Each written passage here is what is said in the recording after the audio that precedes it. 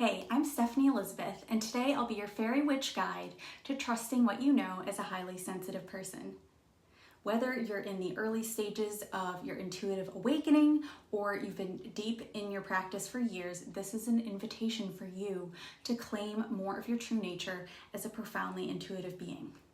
In these times, we all need reminders of our power and magic.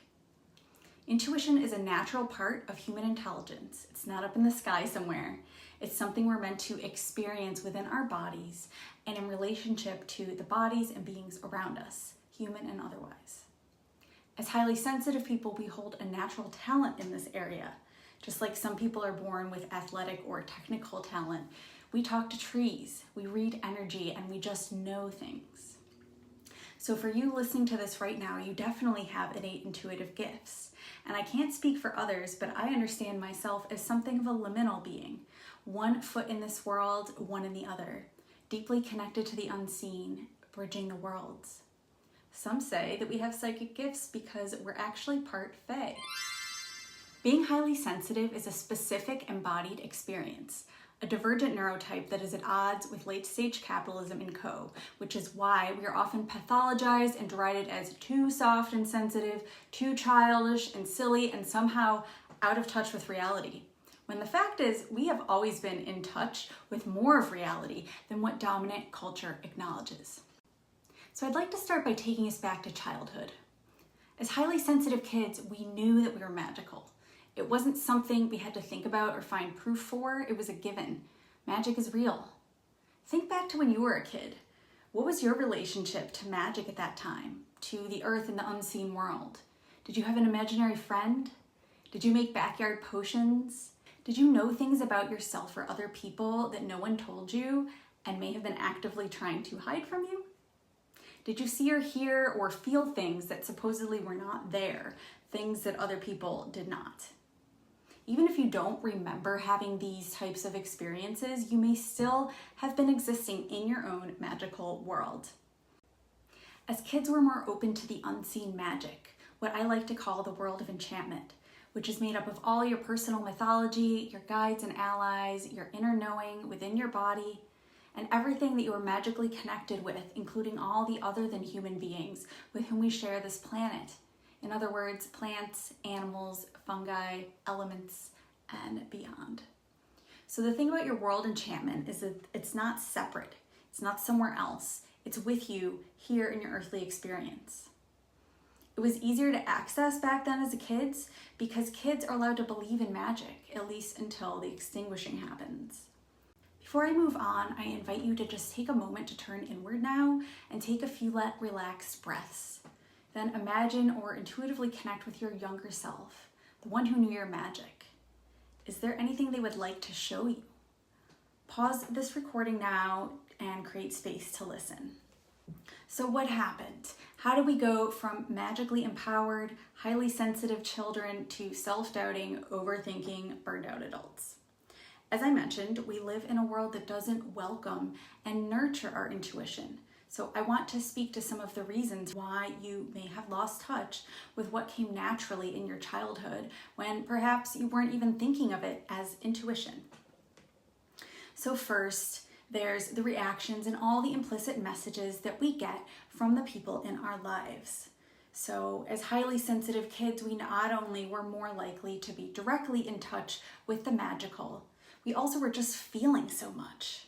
I know I had intense empathy and took pains to make sure my stuffed animals were cared for and didn't feel left out.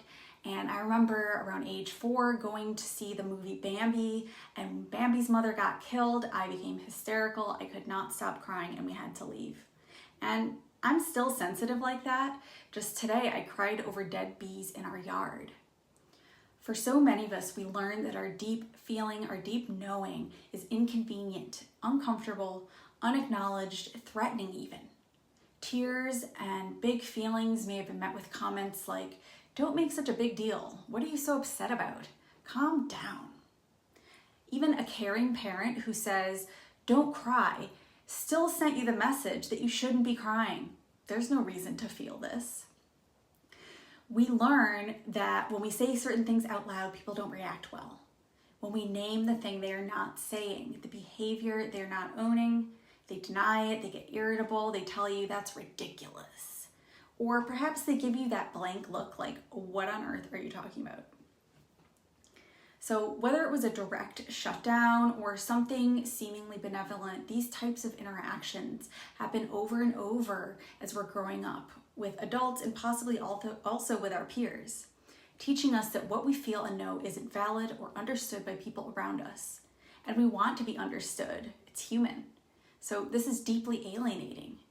It also tends to create habitual tension patterns in our bodies because of the various postures that we adopt to manage and suppress our energy for others' benefit. So as I've been alluding to, our self-doubt is seeded not just through the people in our individual lives, it's also the larger culture that we are raised in, that we live in now. We are constantly taking in messages that diminish our true power, our magic, our intuitive knowing. In a culture that only values intellectual, logical mind knowing, we learn that experts and authority figures know best, and there's always one right answer to any question. How am I going to explain that I just know? I have no evidence. We tend to think in this culture that something logical and rational is somehow objectively purely true, but it's actually just one way of knowing. And if you're relying on incorrect data, your logic is still going to give you an incorrect solution. Logic is not infallible. So we're also robbed of our full, highly sensitive wisdom and expression through disempowering religious or faith traditions and arbitrary behavioral norms that don't allow us to exist as we are in our bodies. So effectively, through this conditioning, we learn to adjust and diminish ourselves, minimize our multidimensionality, because open display of your magic and sensitivity in certain environments will cost you respect and acceptance. We learn to be someone who makes sense to other people and doesn't make them uncomfortable. Somebody who has a reasonable explanation for everything they think and do. An adult who exists in the real world and doesn't have insane notions of being a magical being. So what happens in this attempt at respectability? We end up suppressing our magic and sensitivity, trying to appear to be a sane, responsible adult. And this can be especially true if you're someone who has earned praise for academic or professional success, which may have led to being overly identified with your intellect. Your intuition may guide you to possibilities that don't align with what is expected or accepted in the culture or in your community, which upsets this carefully constructed identity that you have. So when we are about to follow our intuition out of the box, out of the known and proven, this is when the internalized self-doubt swoops in to keep us safe from landing deeper into our power.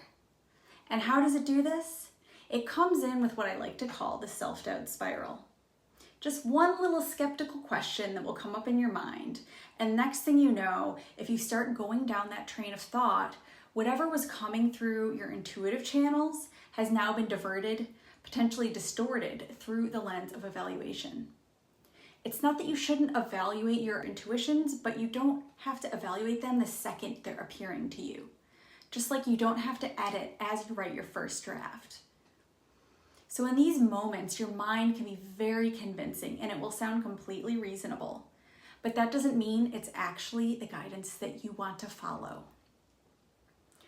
What can even happen is that it becomes this kind of meta thing where the self-doubt comes up, the questioning, and then we start to feel confused, and then we start to feel less confident in our intuition. And then we think, well, this is proof that my intuition isn't reliable or trustworthy, because if it was, I wouldn't be feeling this uncertainty. I would know for sure. That's a myth. Just like any other ability, capacity, talent, skill that we have as humans, we are not infallible. We make mistakes. And even if your intuition is correct, you may still have self-doubt come up because you cannot know for sure up front. So you're just afraid to trust yourself because you've been told your whole life that it's not safe unless you have proof. And this is how we unwittingly perpetuate our own self-doubt even when it's the thing you most want to move beyond. So is this ringing a bell for you? Perhaps you'd like to pause right now and reflect for a moment on how your self-doubt has been showing up in your practice. Be honest and give yourself grace for any new awareness that you have on this. So I'd like to tell a story about a time when I received intuitive guidance that seemed absurd, but quickly revealed itself to be highly accurate. So this happened about 7 years ago, and at the time I was single and I had a long-standing crush on one of my friends. And I've been dating other people on and off, but my feelings for them always lingered in the background. And the problem was that I wasn't sure if my feelings were reciprocated. I knew we always had great conversations and a lot of shared interests, and we even had some friend hangs that felt very date-like. And it seemed like they enjoyed my company, but they weren't giving clear signals of romantic interest. At this point in time, I was sick of obsessing about this, but I still didn't want to say anything for fear of ruining our friendship and making things awkward, especially because we shared a friend group. So in an attempt to put out feelers, I invited them out to tea and I asked about their dating life, and that was something they never discussed. And their answer indicated they were not really looking to date anyone. So I went home feeling crushed and decided that this is it. I just need to accept they're not available and I just need to move on. So a couple weeks went by and my friend reached out to me, but I put off replying because I was feeling rejected and unsure of what to say. And then one morning, I woke from an unusually vivid dream. And in the dream, I was standing face to face with my friend, and they smiled at me and then they began to move in for a kiss. Now, this all happened sort of in slow-mo, and I could feel the anticipation, the pleasure building as they moved toward me. So the vibe was celebratory, like, finally. So I immediately woke up, and somehow I just knew that this dream meant that I needed to confess my feelings to my friend, even though they weren't available and they rejected me. So to the logical part of me, it seemed crazy, like, why resurrect my hope? Why expose my feelings now and risk being directly rejected after they already said they're not dating right now? But my certainty surprised me. And 2 hours later, I was at work, still thinking about the dream and what I was gonna say to my friend when an email came in from my friend, asking why I had been out of touch and then admitting they had feelings for me and had felt too vulnerable to say so over tea. So in other words, we were both randomly got the imperative that day to confess our feelings to one another. And it turns out that my partner had their own mystical experiences leading them toward me. And we've since come to understand that we were both being guided so that we could live out the life-affirming potential that this relationship held for each of us. Had I listened to my logical brain and at least one friend that told me, stop wasting your time on something that's never going to happen, if I'd listened to that, things may have unfolded very differently. Now, I want to highlight here that it wasn't just the dream that guided me to my partner. Only months into knowing each other, a very clear and firm knowing had dropped in one day, letting me know I was supposed to be with them instead of the person that I was dating at the time. This was accompanied by a kind of reverse deja vu feeling, like almost a preview of how it would feel to be with them in the future. I was also guided by noticing how I felt around them. I felt safe in my body and like I could be myself and be honest. And this was the feeling that I wanted to have with a partner, and it stood out in contrast to how I've been feeling with others that I was dating. So that's how I knew. There were various signs. It wasn't just one thing. So intuition is about your feeling and your knowing. And your self-doubt is cultural because the magic you know intuitively and experientially subverts the accepted narrative of what is possible and what is real. Your inner guidance gives you access to new possibilities, new options outside the framework of so-called rational thought, which actually still is impacted by cultural imprints, biases, and past experience. This isn't about being anti-science or anti-intellectual, but since intuition has long been denigrated, my focus is on uplifting intuition so that it can come into the proper balance with all of our other ways of knowing, with all the other capacities that we use in our day-to-day life. It's not that you should get rid of your logical mind and only go intuitively. It's that we want them to work together. So however your intuition and magic speaks to you, I want to offer you this guiding principle of trust what you know. Trust what you know about yourself and the people in your life. Trust when the vibe feels on or off, there's something going on there. Trust what you know about what is right for you and what isn't. Trust what you know about when it's time to move on. And trust what you know about what you need to move toward, what is calling you. Trust the messages that your body gives you through sensation, aliveness, and energy flow. Trust that you were born to be exactly who you are with all of your gifts, all your power, all your wisdom, all that you know. And you do not have to shrink down. You do not have to pretend that you are not magical, even if you don't tell anybody else. Let yourself have this. I want to invite you to really accept and really know, yes, I am magical. If you feel like you're a fairy, it's because you are. And let me tell you that when you accept your magic, when you hug it in close, when you reach for it in the day-to-day, not just in those moments when there's a big decision, but all throughout the day, your intuition is speaking to you. Your guides are speaking to you through signs and synchronicities and feelings. Now, those are all some philosophical directives for you, but I also have a practical tip. Do some experiments in trusting yourself with things that are low stakes, because when we're trying to use our intuition on something where there's a lot at stake, yeah, that's a lot of pressure. So that feels intimidating, it feels hard. So start with something easier and observe the results. The more you practice, the more you will be able to feel the deeper truths in your body. And even apart from looking for guidance, see what changes in your day when you remember, I'm a magical being. I'm an intuitive powerhouse. I am a fairy, and I always have been. Do not underestimate the power of seeing yourself in this way. I can tell you it changes everything when you know that you are walking in magic in every moment, and you are surrounded by your guides and so much love and support. And I do want to give a shout out here to my teacher and mentor, Francesca DeGrandis, who has taught me so much about embodying this magical reality. Now, before we go, let's pause to check back in with your inner child. Take a moment now to turn inward again and take a few relaxed breaths. Then ask, do you have a message for me? How would you like to be a bigger part of my life going forward? Listen for their answer and consider applying their wisdom in your life as an experiment and observing the results. So if you're feeling this in your heart, if you're feeling it in your bones, if you're feeling like a light just went on for you, grab my Spirit Guide Meeting Place meditation, which gives you a clear pathway to meeting with your spirit guides in the imaginal. So you can use this recording as many times as you like to meet with your guides, because it's easier when there's a support available.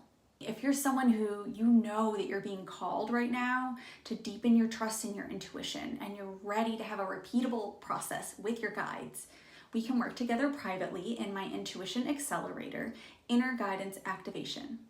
It's the fast track to meeting your guides and learning how to work with them in just 6 weeks. So from the very first session together, you will be in touch with a guide. I'm gonna help you bring fun and ease to the process in place of all the frustration, the self-doubt, the is this really working? Who am I even talking to? You're gonna know because you're gonna feel it. And I'm here to support you and walk with you in that process. So you can find out more information about all of these as well as the readings that I offer on my website at stephanie-elizabeth.com. And I wanna thank you for listening today and spending this time with me. I also invite you to share how this landed for you, what this brought up, any questions, reactions. You can share them in the comments beneath this video, and you can also send me an email, and I'd love to hear from you. So that's all for today. I want to wish you well on your journey and hope that you take care and stay magical.